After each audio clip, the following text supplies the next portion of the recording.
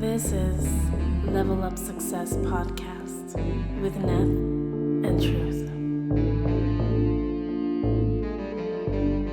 How you doing, everybody? This is the Level Up Success Podcast. and welcome to another episode where we're going to be bringing more knowledge and power to our listeners. So tell me now, how we going to start this show? Hey, what's up, my people? So yeah, man. So like I say, every time that we are in the podcast, we're here to level up the mindset. Okay, so success means leveling up the mindset. Okay, guys. So today I got this gentleman here who's gonna talk a bit about himself. Why don't you introduce yourself?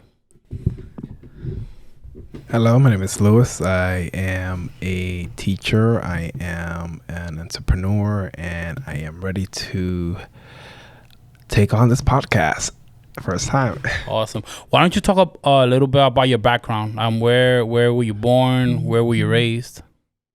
Okay, so I was born here in the Bronx, Jacoby Hospital to be exact. But my parents are from the Dominican Republic. In terms of being raised, I was raised actually part-time here in New York, but also in the Dominican Republic. I kept living between both places. Between the different school years, I did part of my elementary in here. Most of it I did over there in DR, overseas. I came back here to the States. I was about, I don't want to say in 6th grade, knowing no English, having to learn again. So but it was a great experience. I get to learn and assimilate to the culture here of the States, but also the one in DR, which was great. It gave me a different perspective on life and different views. I think you have a great accent, bro. Like for somebody, I would imagine that you were born here.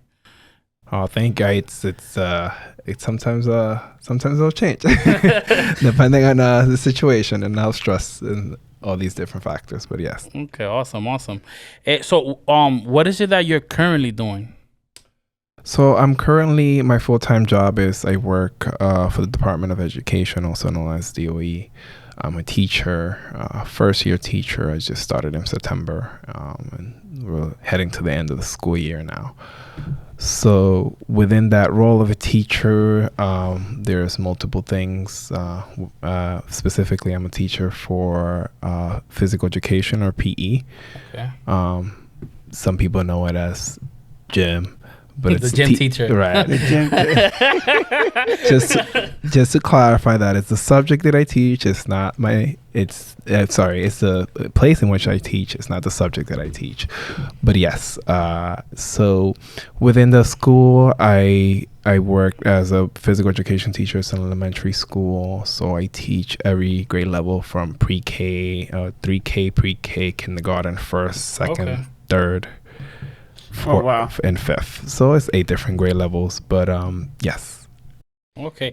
When you're teaching, like, is there at the point of teaching, is there different education levels that you're teaching together, or do you teach? Like, let's say for instance, you're teaching 3rd graders in one period and then 4th graders in one period, or yeah.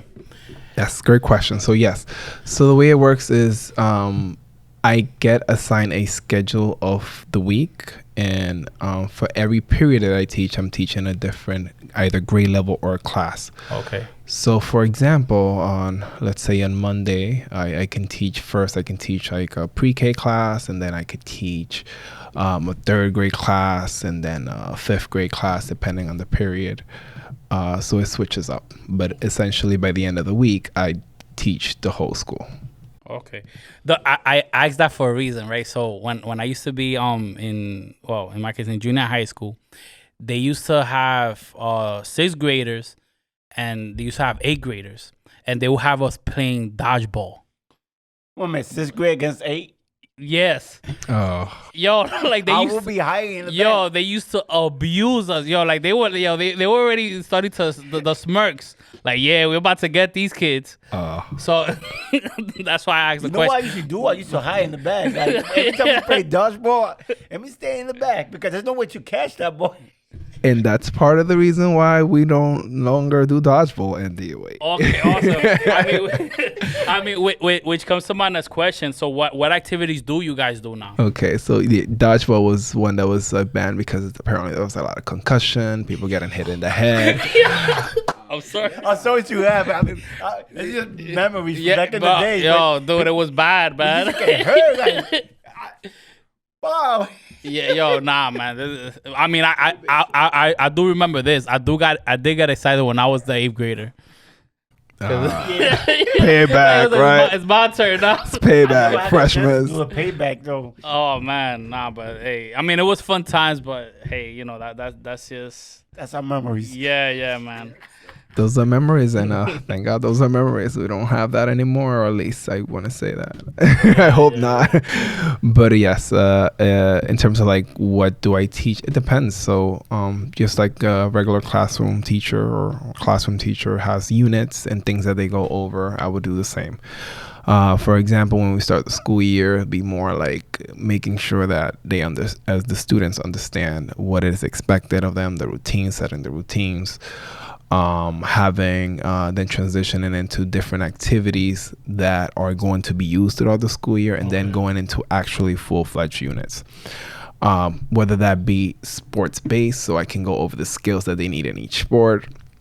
For example, if we were talking about like soccer is the most popular sports in the whole world, not in the United States but in the world. Yeah. And as such, like I would break it down, starting first with like something simpler skills like dribbling, so grabbing the ball, dribbling back and forth with your foot. Then you would move in, transition into something like passing, right? Which is like you having a partner working with somebody else. That's already more difficult versus you yourself dribbling. And then like whether it's shooting and different like activities, which is like the way to kick the ball the proper way. So yeah, essentially the way it works is the skill is broken down, and then from then, once you see there's a certain level of mastery, so the kids are following the activity, then you move on and then you combine it with other skills. Is there like a different process between the youngest one? Like you say, you start from K to 5th grader. Yes. To the let me see. Does the younger children tend to take longer, or will it be the same type of process? Yes, that's a great question. So the way it works is like there's a whole manual that's like hundreds of pages, but that breaks down the grade level sequence and what you're supposed to teach and how it's supposed to look for each grade level. So, for example, if we were talking about a specific skill like dribbling, right? But this time in basketball. So smaller grade level would dribble probably with one hand, and we call the preferred hand, which is like you're stronger, or they used to call it dominant hand back in the past, but it's the hand that you use to write with, etc. Yeah. So they're going to use that hand to dribble in place, and this is like a smaller grade level. It's like kindergarten first. Then if you look at your 5th graders, it's still dribbling, but they can dribble with their preferred or the other non-preferred hand, switching, and they can walk, which is harder to do than dribbling in place. No, I figure because like a 5th grader will have the ability to do more than a kindergarten. So I wasn't sure if every grade had their goal, I guess, to teach. Yes. That makes sense. Mm-hmm. Oh, okay. That's nice to yes, hear. we call those an educational grade level outcome, which is like what are you supposed to do based on your grade level and your abilities at the time developmentally. Okay, got it. Nice. Yeah, so I actually knew back when I was younger, I knew this person who became a PE teacher, sorry. And he didn't have much requirements to get to that. Is that still the case? So, from my understanding recently, especially here with the Department of Education, DOE here in NYC, New York City, that was changed. So because of that, there's like different programs that came about to help remediate and make sure that every school had at least a PE teacher, physical education teacher. I was actually part of one of those programs, or we just recently graduated, but it's essentially designed to make sure that every teacher, a physical education teacher is licensed. So under that program, I was prepared to be licensed to become a physical education teacher. You can no longer have somebody who's not, at least in a New York City school, who's not licensed in that area, teach that area, including specials such as physical education or art or any other subject like music, etc. I mean, it makes sense. It makes perfect sense, because if you want to make sure you're canceling dodgeball, like you want to make sure, like You still got the memories for that dodgeball, man. yo, I think I may have gotten a concussion with that, man. No, that's what I'm telling you. And this is why we don't do it anymore. I didn't get one, but it felt like at one point. I feel you, especially if like instead of that grabbing one of those dodgeballs that are like really light, like grab one of like basketball type of balls. That's too much right there. No, that wouldn't be. I've heard of some crazy stories. Well, I mean, I could tell you this in my junior high school. So when we went to the gym, no, but before the gym, they would literally have people play dodgeball with basketballs, bro, and with suicide balls. Oh no. Yeah, like it was crazy, and I'm like, what's wrong with these people? No, we only had used dodgeball. I know back in my days, but tell me. Go ahead. No, back in the days, like, I'm older than him, so damn, I feel old now. But no, back in the day, they only used dodgeball, basketball for basketball, dodgeball, yeah. But as soon as it started the dodgeball game, I stayed usually in the back or try to get eliminated.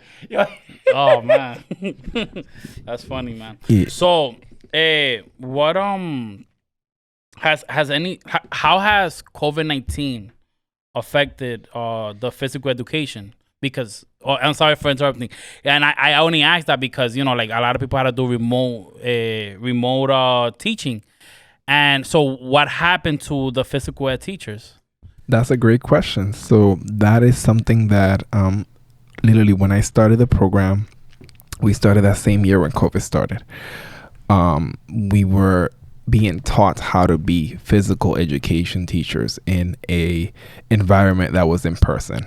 And this program started, our cohort started at the end of January. And then like a month and change later is when COVID started going on. So we at the time didn't have like a perfect solution. It was just like, oh, well, this is what you're learning in person. But the reality is that can no longer apply, especially after everyone went remote. So people got creative. And a whole bunch of like YouTube channels and different things started coming up about how to teach skills in an environment that's remote. And because of it, now we have a whole like library of different things. There's like these things called PE runs, which is like, it's very interactive. The kids love it. And especially when I started at the beginning of the school year, something that I used at one point, especially when the cases were very high around like, want to say November, December, early January's. It's like something that I relied heavily on because we were not supposed to, and I follow those rules. We were not touching equipments. It was something that was out of hands. It's like, how do you do PE without touching equipment? Yeah. Well, I got on an Uber, brought a TV from home, and put that on, and then used my computer to set it up.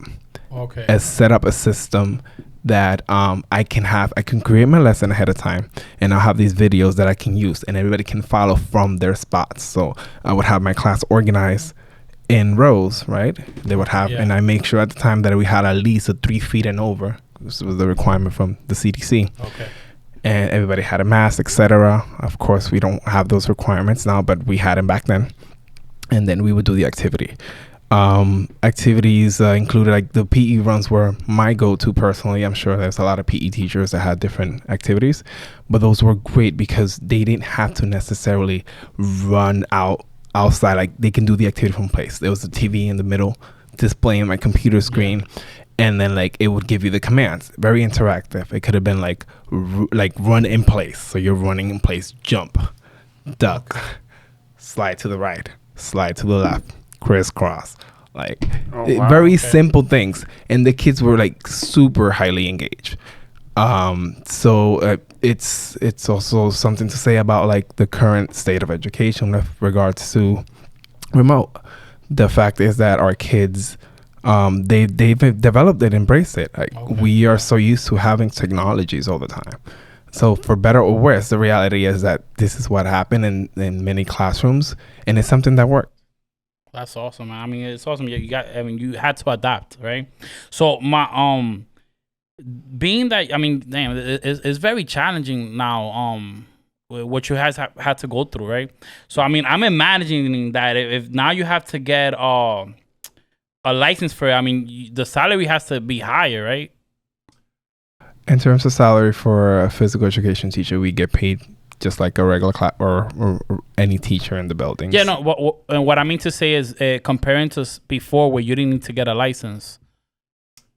I would not have that information at hands, but I'm gonna take a guess and say yes. Yeah. Now we're gonna look that up. We make sure I think that program if on our YouTube channel I usually put it so. Yeah. No, that's definitely good to know. But it would make sense because I have a license now, just like a teacher does in any other subject area. You would think that the pay would be because from my understanding, they did get paid less. PE teachers got paid less in my time. Yeah. You know, because like I said, I knew a friend of mine that he did that. All right. So what like my question now would be, I know that students learn from you. Do you learn from your students? Absolutely, all the time, especially when I first started, and I still do. I find myself learning all the times. Sometimes I'll come up with an activity, and a student would give me a suggestion, or they would say like, oh, can we do this and this way? I'm like, I'll stop and think about it. I don't like shutting down students. Sometimes it's not the best idea, but other times it's like, you know what, that's a great idea. We either may incorporate it and do it now, or we may just incorporate and develop it more and do it into another lesson. Okay. So absolutely, I've gotten some great idea from students, and just like in learning you will teach, and in teaching you will learn. There's the saying that goes, and I absolutely agree with that. When I stand in front of my kids, students, I don't.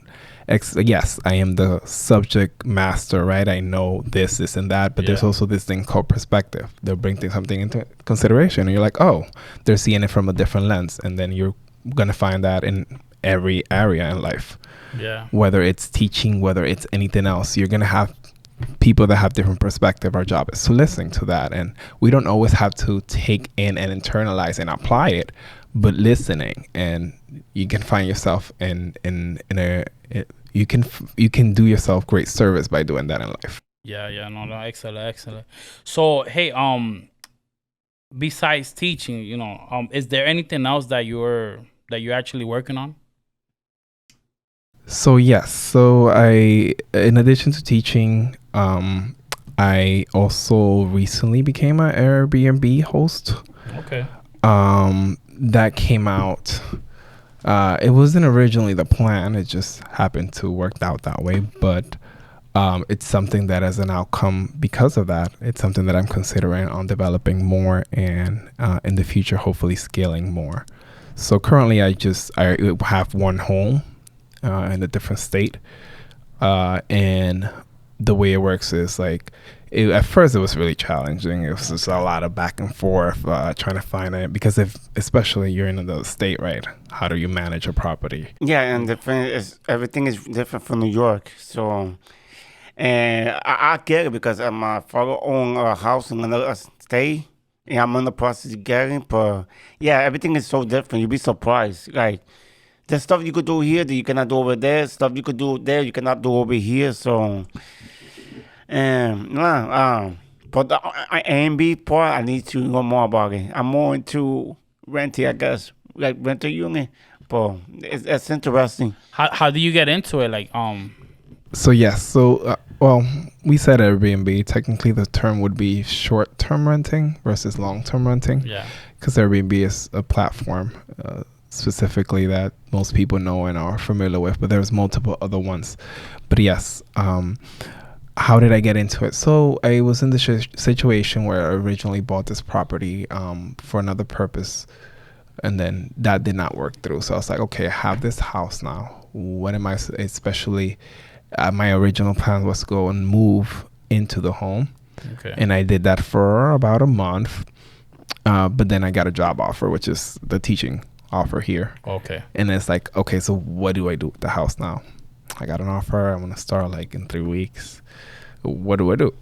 Yeah. So I was looking into different venues, resources online and stuff, and then I ran into like Airbnb and like just like this could work out. What's the process? The process to start out is actually really simple in terms of listing it, at least. It's not very complicated. You just have to like, take pictures of the property, list what it is. Like, for example, let's say it's a 2-bedroom, 2-bath, etc. List that, take pictures, put it on, make sure that there's you have evidence to back it up that that's either your property or that you're managing it, because you don't have to own it. Oh wow. It's funny. It's funny how that works, right? Because you wasn't even thinking about putting it into B&B, but you got caught in a situation. You basically did what you did for your purpose, and now you had to find a solution, and you found it within the Airbnb. So that's pretty dope in my opinion. Yes, You know what it I mean? is. And do you feel that you wanna like proceed in that, or like what do you think the outcome of that was for you? Yes, absolutely. I came into it not necessarily like this was not like what I intended to, but it's definitely something I can see myself in the future scaling up and possibly owning 2 to 3, even 4 more different properties where I can do this with, perhaps in different locations. But it's definitely something that it was challenging at first. Like most things, when you start, it's not going to be easy. That's the reality of things. When you start something, it can be difficult. Yeah. But it's been rewarding, and I have a great team that it's in charge of that. Like whether it's the maintenance, physical, the property, making sure that when people check in, things are the way they're supposed to be. And they take care of the property itself, and also the business in that regard. Okay. So you see, you have a team. So the team, do they take like a commission or the part, or do they work? Let me put a different word. You don't gotta worry about anything, just getting the money, right? So they're gonna take a commission out of maintaining your home, and do they help also getting the clientele for your home? Because I know when you rent a B&B, it's usually for a day or two, and I think what you're trying to get at is like who's who. Like, do they take care of the management of everything? You just have the property, right? Yeah, that's the main point. I haven't surrendered the full management of it, but I delegate. I have different people doing different things. So I overall see the listing and everything. I'm still in charge of that. I've thought about potentially like passing that on, but not yet. I also part of the development of the process, learning and working with it. I'm still involved with that. Once I feel comfortable, that I can do that and not have to worry about it, then I can proceed that way. But what I do is I have very specific people doing specific tasks.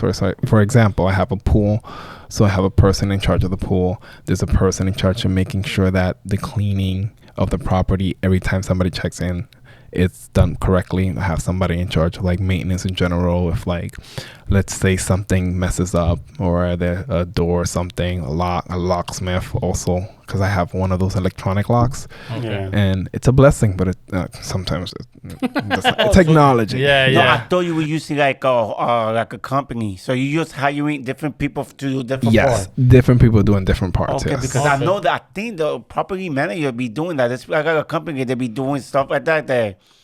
They take a certain commission and they handle everything. So I thought you was talking about that at first. Okay. But it wasn't the case, right? In this case, no. No. So what I have, instead of paying somebody like a commission or a percentage, I pay them for the specific role, like at the rate that we agreed to. No, that's fine. Yeah, so you doing, at least you on top of everything, you know what's going on. That's a good thing about that process. Yes. Okay. Oh, wow. Mm-hmm. No, that's pretty dope, man. So, I mean, you seem like you're a person who has purpose, right? I mean, from the segment that I hear, it's like you have basically planned out what it is that you want to do for yourself. Obviously, you're gonna go through obstacles while you're learning, but you're in the process of learning, and actually you're in a path. Am I correct with that assessment? So yes, it's a path. I wouldn't say I've learned from an earlier age, Neville, to like always, like, it has to be a certain way though. There's a path, there's a vision, there's a goal. I've learned that the way of getting around to your goal doesn't have to be in a specific way. Yeah. If you built yourself that way, you're gonna go through a lot of hardships, and I learned that very early on. Okay. Like, I've had goal X, Y, and Z, and then like it had to be done though in this specific way, and it didn't work that way. And then what happened? Well, this didn't work this way. I'm going to deviate from that goal. So what I see is like I have a purpose, I have a goal, I have a vision of what I want to accomplish, where I want to be. For example, let's say 10 to 15 years from now, I would like the option, or at least 10 years from now, let's say, I would like the option to not have to, right? I don't have to be retired, but I'll be having enough income and sources where if I wanted to, I can. So that is a goal. There's many ways of going about that, like whether it be through venues such as Airbnb, whether it be investment, and whether it be like stocks, etc. There's many ways that you can go about, or long-term rental, right? Not just short-term rental. Yeah. There's many ways that you can invest and get to your goal.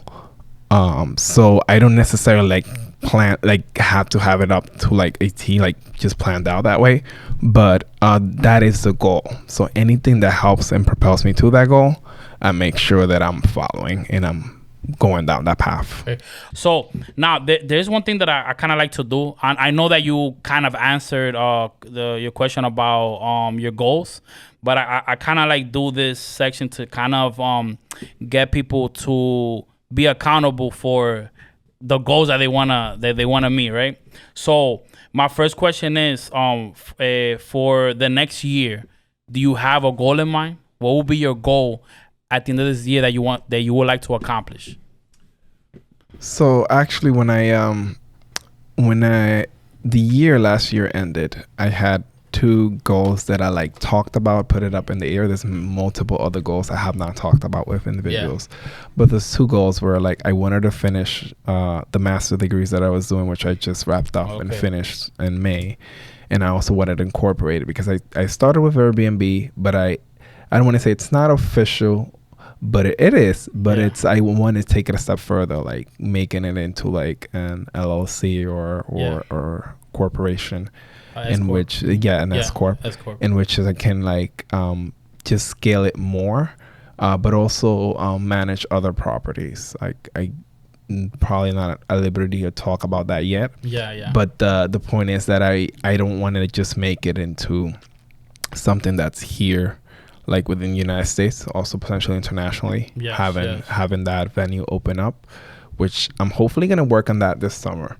Okay. The goal is there. I don't want to talk too much about it because when you talk about your plans, you know, sometimes no. You don't have to run into specifics. Yeah, and you're doing it by step because I know people that have their goal and they jump a couple of steps. I can see it right now that you're doing it by steps, so you already have everything planned out. That's the best way to achieve your goal, by doing it by step. Yes. Yeah, exactly. So, my last question, I guess, would be, I know you talked about 15 years from now. Like, do you have a vision for yourself in the next 20 years? I mean, at this point, I imagine you want to be retired. And 20 years from now, I could be. That would be an option. But they always say, like, if you truly love and like what you do, like, it wouldn't feel like work. So maybe, who knows? I could have the actual action of being retired. I just want to have the choice and know that if I wanted to at any moment, I can. But I like what I do so much that I don't have to. Or that's an awesome answer. I mean, we and that's what me and Truth we talked about as far as this podcast. I mean, because we did talk. He wants to retire like in 10 years, and I'm like, well, if we're doing this and this is something that we love, we could still do this and have the option to retire. Yeah, you know what I mean. But you know and that's what we really want in reality. Yeah, but like I was saying, I got people got the mindset to retire 65, just work. Then they just working just to work, and they retire 65. But like you said, if you want to have the option, maybe 10 or 15 years, or if it could be sooner, even better, have the option there. If you want to retire right now, you could do it and still enjoy what you want to do. Yes, and then to also further answer the question, where do I see myself? Hopefully, by then I would have something more involving all of my passions. So I'm very passionate about health, fitness, but also education. So being involved, whether it be on the day-to-day operations of, or just being the founder of something that involve all of that. I have some ideas again, but those are ideas. I'm going to keep them until I develop them. But the point is that I do want to be involved with something that I love creating, even though like I can be great at, let's say, teaching. I'm in the teaching field. I teach and I work for an organization. I also want to know that I created something that is outside of just like I create when I teach, when I create my lesson plans and stuff, but I also want to create and know that I have this entity that was created because of the efforts that I put in, but also other people, potentially associates. So that's what I want to do. So do you still have a vision? Or let's say you got the option to retire. Do you still have the vision with working with education? You see, yes, education will always be ingrained in me. It's like something that I've very grateful for the opportunity, and it's something that I believe is strongly, whether like in different venues or different capacities, it's something that it's needed. It's something that right now the field of education is going through a lot. There's a lot of things going. I don't want to get into the details, but we all see the news, we've heard. Yeah. But the point is that hopefully I can also be part of that reform to change that needs to happen, so that things can change. There should, above all, education. I know I've heard and and have a lot of people talk about how education, although very important, we want to address other things. We want to address safety. We want to address these things, make sure that people feel safe where they are. Yes. Without getting, again, much into the details, because I'm not trying to do that. But yes. Yeah. So my question to you is, I mean, we all understand that education is very important. We get that. Why is it so important to you? Like, did you go through an obstacle? Did you see something that you was just like, you know what, this is the field I wanna get into? So yes, education is very dear to me because it allowed me that opportunity. It allowed me the opportunity to become more than what I expected I could. It allowed me, like, initially growing up, the reality is that I come from a single parent household. What a lot of people call low socioeconomic status, kid who was originally from the projects, etc. All these things that necessarily, there's like so many statistics that speak about like how that goes against, like, oh, you're not even supposed to make it past high school. You're not even supposed to. There's like a 66% chance that this and that. There's a 95% chance you won't even graduate from college. And I've done all of that. I high school, college. I mean, has it been easy? Like, there's been struggle along the way, of course, but like, you just kind of have to want it and find the way. Because I didn't. I never had anybody, like, I never had specific individuals or like people, sometimes like mentors, etc. Like, I've had to develop this. I've had to find the way, the resource. I'm very grateful for also living in the age that we live with the internet. Yes. It has been a great help. But just like scaling through the system, again, high school, college, master number 1, master number 2. The point is that it's something that is very dear to me. I've been involved with it. I've just recently stopped being a student, and who knows, maybe I'll be one in the future again. But you never stop being a student in life, of course, which is important, which is like the point that I want to bring home. Whether it's a formal education, it doesn't have to be. You don't have to follow the same path that I did, right? You are very welcome to do your own path and encouraged to, but making sure that education is important. It doesn't have to be just formal. You just have to find the resource. You have to find a way to get to where you need, and for you to do that, you have to become educated in that specific area. Yeah. All right, awesome, man. I just want to take this time to actually congratulate you, man, because I know that I know it was tough for you to get all these accolades and to graduate, man. I know it was tough because I remember seeing you struggling, man, and you know, and I know that it must have been uplifting to actually get to the finish line. It is. Right? It seemed like it took a while, but it's part of the process, right? Yeah. I mean, he's right because that's like you said. That's too many people actually finishing college or getting a degree. So yeah, and most importantly, he has like a drive, because that's one thing. Like, people graduate and they don't have no purpose. It's like they just graduate. What now? And they don't like have the mindset to where to go next, and then they end up working for Starbucks, and now you have a huge debt. You know what I mean? It's true. Oh, you have to be smart. Yeah. No, yeah, because I got my associate degree. I spent like 3 years working in retail, so I understand that part. And part of it was also it was my fault because I didn't know where to go after that. But once I found a job within the field that I studied, I was doing pretty real good. I mean, it was a struggle at first because I wasn't making.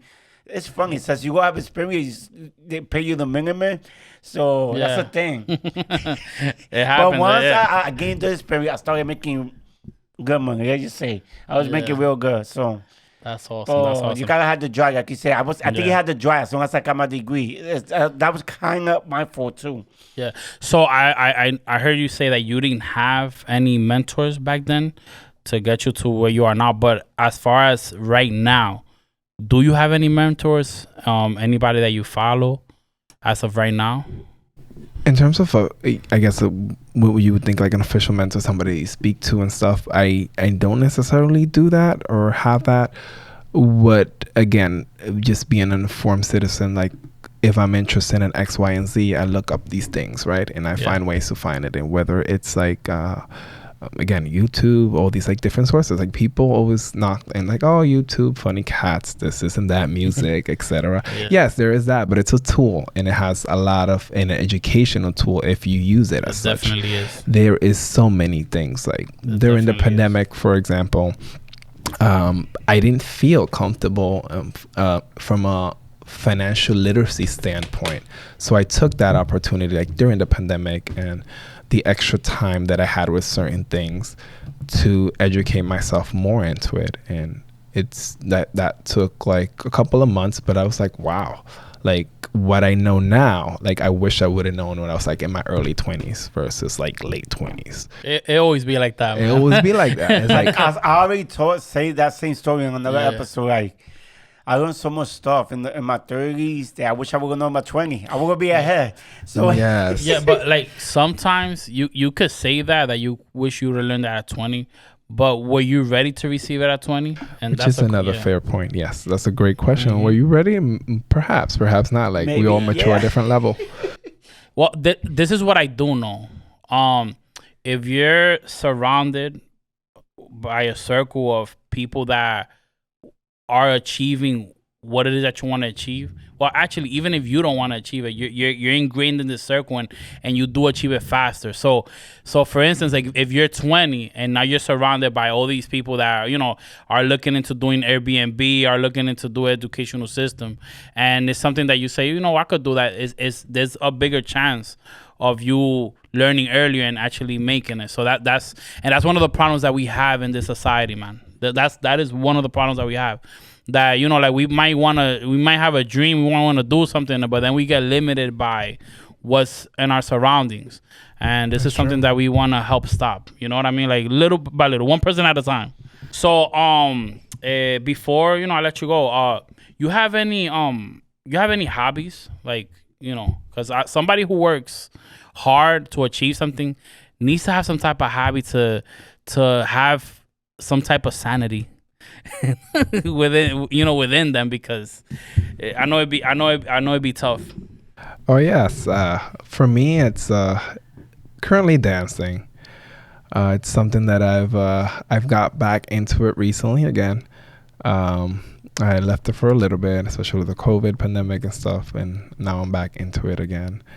But it's also like even my hobbies, like if I think about it, they're like related to somehow like with what I do. So for example, I'm in a school, I'm a physical education teacher, but like I also run an after school program and I teach kids like dance and stuff. Okay. So like it's what even my hobbies, like for me, they're like purposeful in the sense that yes, this is something that I like, but how can I use it like for something? So in this case, I use it with the kids, like even that's a whole unit that I can teach in the school year if I decided to. I didn't this year, but I can do it in years to come. Also, and like what I mentioned with the after school, I already have like fourth graders that's doing like a routine and stuff. Hopefully I will finish it about like in 2 weeks or so. I'm very happy with the way it's coming. It's looking nice. But again, that's one of my main ones. When I also with regarding the Airbnb and like the concept of hosting was something that I was like I got very into. Yeah. It's like, you know, if you're doing this, if you're providing this service, it's just not like you mentioned, like with long-term rental, it's like there's a house, you rent it, like you got to fix everything, right? It's your property. Once I rent it to you. Yeah, problem. I gotta fix it. Yeah, I've been there. Yeah. But with hosting, it's like, oh, you want to provide an experience. So that's like, I guess the major difference apart from the short versus long-term rental, right? So short being like you said, a couple of days, but it's not necessarily. Like I've had clients who have stayed for like 3 months. So that's still like, yeah. So it doesn't have to. Yes. Did you go do that? Yes. So I heard it. You said it a couple of times, but I wanted to bring that up. That it doesn't necessarily have to be short-term rental for a couple of days. I've had people come in and check it literally for 1 day, a couple of days, a week, 2 weeks, 3. I had somebody stay for like over 3 months. So it can happen as long as you allow it, of course. No, of course. But I don't know. From straight research, I had a mindset that B&B is only for a couple of days. No, I mean, that is normal to think that because when you think in Airbnb, it's like instead of going to a hotel, you know, like a resort, let's just go to Airbnb because it's more economical. Yeah, definitely. But see, that's something new that I didn't know. So you're bringing knowledge and power to our listeners. So that's good, though. Yeah, man. No, that's definitely like, dope. Some people see it as that as more economical, but some people like also want to have a home feeling. If you're going to be in some place for 3 months, right? It's not long enough where you can rent out for a year, but you want to feel like you're at home versus a hotel. Sometimes in a hotel, like it can, like depending on the situation, be more cost effective. Not always, most likely not, but sometimes it can.